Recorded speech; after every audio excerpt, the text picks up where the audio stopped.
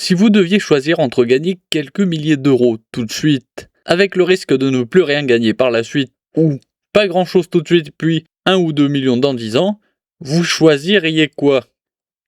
Eh bien, la directrice du film Obsession, répondant au doux nom de Sally Choi, a tranché le dilemme en préférant mettre en péril son avenir dans l'industrie du cinéma plutôt que de patiemment monter grâce à de nombreux succès retentissants.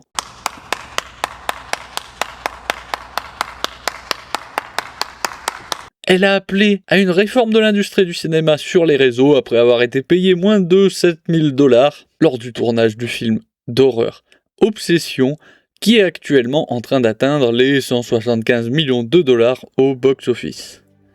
Bien sûr, Madame oublie volontairement de préciser que le tournage a duré 20 jours et qu'elle était payée 300 $ par jour. Elle a donc travaillé environ 23 jours pour obtenir cette somme.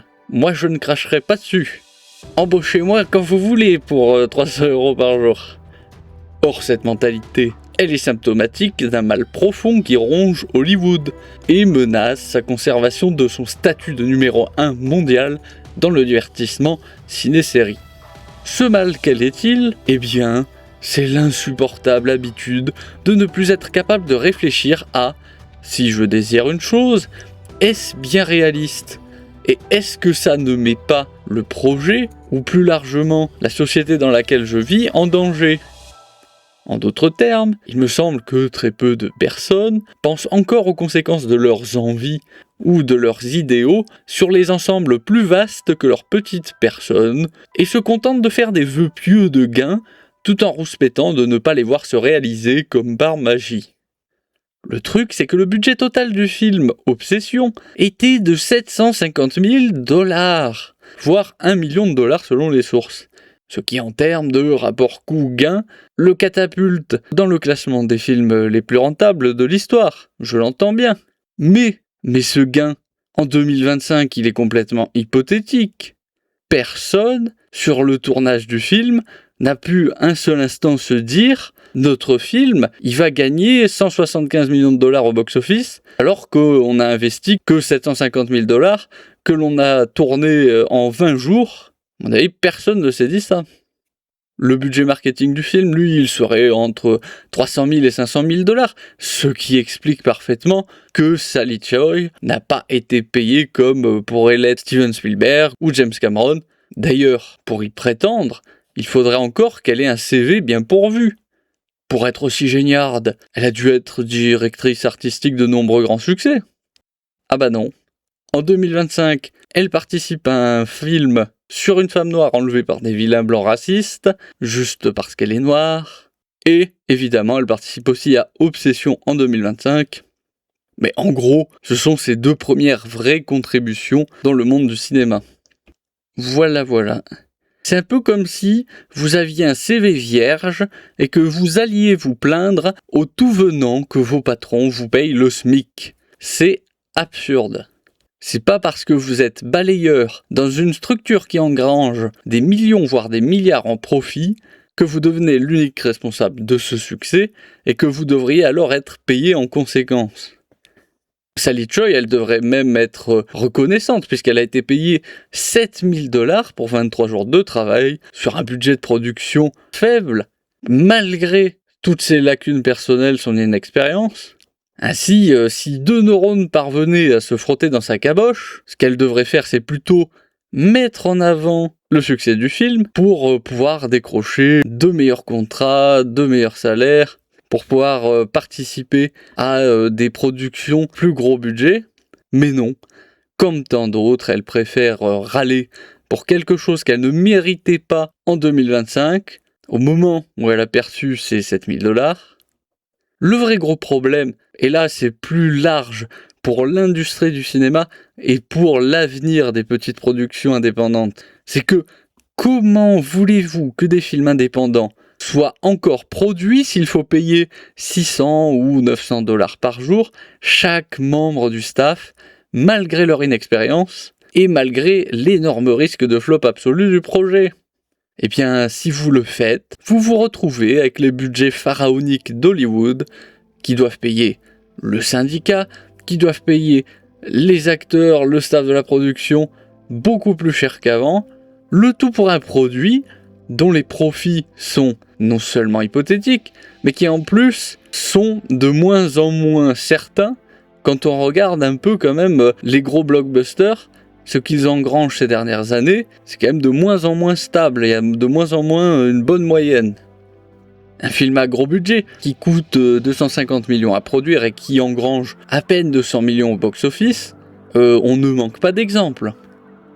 Or, ce double facteur des coûts de production qui n'en finissent pas d'augmenter à cause des minima sociaux et des risques inhérents à l'industrie du cinéma, ça explique pourquoi les grosses productions prennent de moins en moins de risques artistiques et se contentent de recycler des franchises qui arriveront à mettre des arrière-trains dans des salles de cinéma grâce au seul pouvoir de la nostalgie. Si vous aussi, vous voulez retrouver de bons films et de bonnes séries, militez contre le syndicalisme dans le monde du cinéma. Car sans ce fléau, les personnes les moins compétentes ou les moins créatives seront naturellement éjectées du système à cause de l'absence d'égalisation des salaires. Cette absence aussi de masse salariale, de coûts exorbitants, ça permettra aussi aux sociétés de production de prendre plus de risques, d'aller sur des projets plus novateurs et de ne pas être forcés de sans cesse reprendre des trucs déjà faits par peur de l'échec. Mais non, la direction que ça prend, c'est que soit les compagnies de production réduisent le risque de flop par des reboots à l'infini, soit par une réduction des coûts à un endroit de la chaîne de production, soit même, sur le long terme, ils finiront par changer de modèle économique ou mettront tout simplement la clé sous la porte.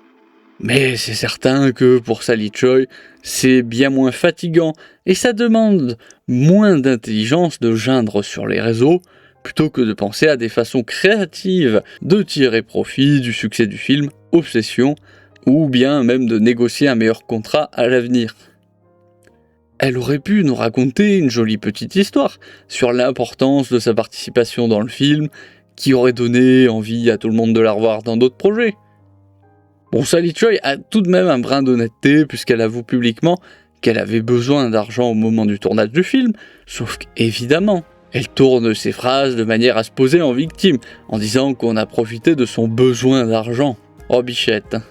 Si vous voulez, elle nous dit que personne d'autre ne lui proposait de telles sommes d'argent en 2025 et qu'elle est une victime parce qu'un an plus tard, le projet dans lequel elle a travaillé a eu du succès.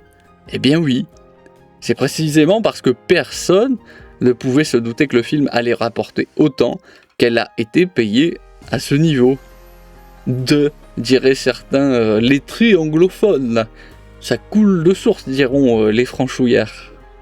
Sally Choi, elle fait vraiment partie de ces exemples flagrants de biais cognitifs du survivant, puisqu'elle fait partie des 10% de films indépendants qui font un gros profit, alors elle refuse de voir les 90% d'échecs cuisants de ces mêmes films indés, qui sont la réponse évidente à la question de savoir pourquoi elle n'a pas été mieux payée. Enfin bref. Maintenant pour les réflexions plus philosophiques et globales sur notre civilisation, ma conviction, pour ce qu'elle vaut, c'est que notre individualisme exacerbé nous pousse à perdre toute gratitude envers ce que l'on reçoit, en se focalisant sur ce que l'on pourrait avoir, plutôt que sur ce qu'il est logique de s'attendre à recevoir. Le tout en tolérant des choses intolérables dans d'autres domaines que la rémunération. Mais bon, c'est pas un pélo devant un micro comme moi qui changera ça. D'ailleurs, personne ne le changera.